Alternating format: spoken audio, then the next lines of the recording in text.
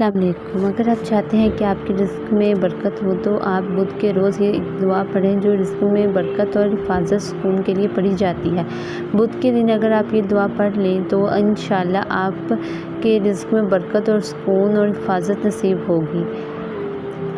دعا ترجمہ: اے اللہ، مجھے اپنے حلال سے کفایت دے دے، اپنے فضل سے مجھے دوسروں سے بے نیاز کر دے۔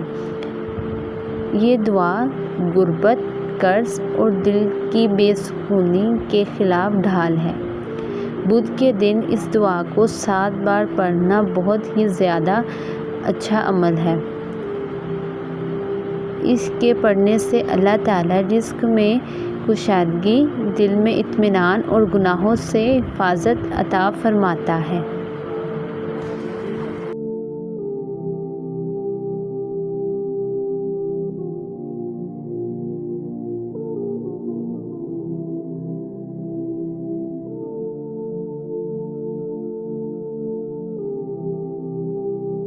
بدھ کے دن کی ایک بہت ہی مؤثر دعا جس کے ذریعے اللہ سے رزق، حفاظت اور سکون مانگا جا سکتا ہے۔